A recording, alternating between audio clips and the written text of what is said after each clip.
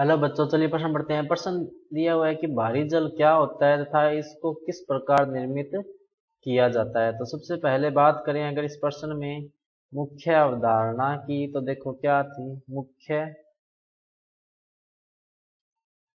अवधारणा। जो इस प्रश्न में होगी वो होगी भारी जल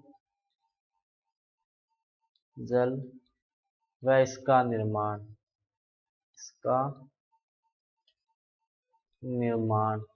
तो देखो भारी जल जो होता है, भारी जल किसे कहते हैं? ड्यूटीरियम ड्यूटीरियम ऑक्साइड को भारी जल कहते हैं और इसको D2O से दर्शाते हैं। अब बात करते हैं कि भारी जल का निर्माण कैसे होता है। ध्यान दो, भारी जल जो है वो किसी यौगिक से प्राप्त नहीं किया जाता। कि अपने को पता है कि शुद्ध जल जो होता है, सामान्य जल में 0.02% भारी जल यानी D2O उपस्थित होता है और इसे ही सांद्रित करके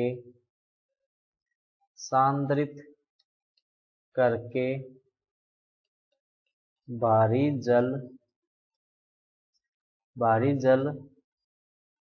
को निर्मित किया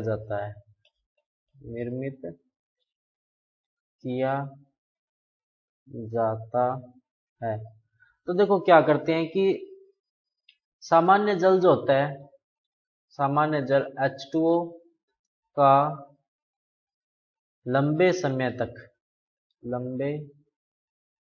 समय तक विद्युत अपघटन करवाया जाता है। विद्युत अपघटन करवाया जाता है जिससे सामान्य जल में उपस्थित हाइड्रोजन व ऑक्सीजन गैस क्रमशः कैथोड व एनोड पर मुक्त हो जाती है।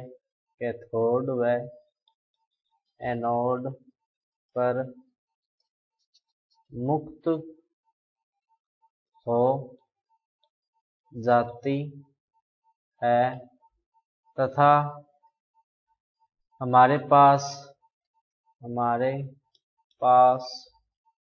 केवल भारी जल यानी D2O बचता है।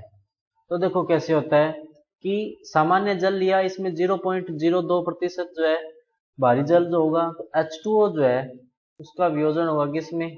2H प्लस O-2 में। तो देखो एनोड पर क्या होगा, एनोड जो होगा उस पर क्या होगा कि O-2 जो है वो किस में बदल जाएगा? O2 में, और 2 इलेक्ट्रॉन त्याग देगा।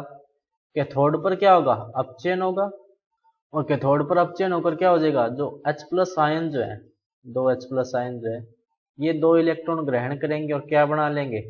हाइड्रोजन गैस और ऑक्सीजन गैस। इस तरह से क्या होगा कि जो जल में उपस्थित हाइड्रोजन और ऑक्सीजन के जो अणु है वो तो गैस के रूप में बाहर जाते रहेंगे, पीछे बचेगा क्या? सिर्फ D2O, और इसी से जो है वो D2O का निर्माण होता है। और जो भारी जल जो ड्यूटेरियम होता है वो क्या होता है? भारी होता है अपेक्षाकृत, इसलिए वो सामान्यतः गैस बन के नहीं उठता, वो जो है वो उसी पानी में पड़ा रहता है और धीरे धीरे जो है उसका सांद्रण होता रहता है। इसके अलावा जो एक और विधि होती है वो होती है आसवन विधि। क्या होती है? आसवन विधि। अब देखो जो सामान्य जल जो होता है उसका जो क्वथनांक होता है वो कितना होता है? 100 डिग्री सेल्सियस। लेकिन भारी जल जो होता है उसका क्वथनांक होता है लगभग 101.4 डिग्री सेल्सियस, क्योंकि यहाँ पर ड्यूटेरियम जो होता है, ड्यूटेरियम जो होता है वो क्या होता है, भारी होता है, इसलिए इसका क्वथनांक क्या होता है, थोड़ा ज्यादा होता है। तो आसवन के माध्यम से भी, आसवन की सहायता से भी भारी जल का निर्माण किया जा सकता है।